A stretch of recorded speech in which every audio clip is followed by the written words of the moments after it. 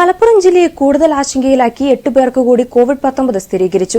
രോഗബാധിതർ ഇതര സംസ്ഥാനങ്ങളിൽ നിന്നും വിദേശ രാജ്യങ്ങളിൽ നിന്നും എത്തിയവരാണ്. ഇതോടെ ജില്ലയിൽ കോവിഡ് സ്ഥിരീകരിച്ചവരുടെ എണ്ണം 69 ആയി. 46 പേർ രോഗബാധിതരായി മഞ്ചേരി ഗവൺമെന്റ് മെഡിക്കൽ കോളേജ് ആശുപത്രിയിലും ഒരാൾ കോഴിക്കോട് ഗവൺമെന്റ് മെഡിക്കൽ കോളേജ് ആശുപത്രിയിലും ചികിത്സയിലാണ്.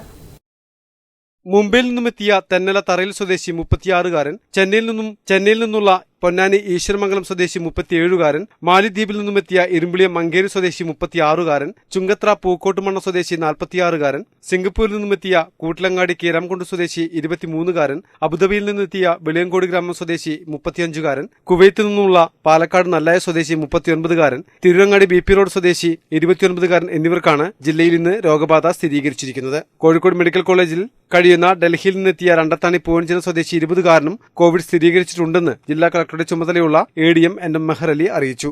ഇതോടെ ജില്ലയിൽ കോവിഡ് സ്ഥിരീകരിച്ചവരുടെ എണ്ണം 69 ആയി. 46 പേർ രോഗബാധിതരായി മഞ്ചേരി ഗവൺമെന്റ് മെഡിക്കൽ കോളേജ് ആശുപത്രിയിലും ഒരാൾ കോഴിക്കോട് ഗവൺമെന്റ് മെഡിക്കൽ കോളേജ് ആശുപത്രിയിലും ചികിത്സയിൽ കഴിയുന്നു. രോഗം സ്ഥിരീകരിച്ചവരുമായി ഏതെങ്കിലും വിധത്തിൽ സമ്പർക്കമുണ്ടായവർ സ്വന്തം വീടുകളിൽ പൊതുസമ്പർക്കമില്ലാതെ പ്രത്യേക മുറികളിൽ നിരീക്ഷണത്തിൽ കഴിയണമെന്ന് ജില്ലാ medical officer doctor K Sakeena ആവശ്യപ്പെട്ടു.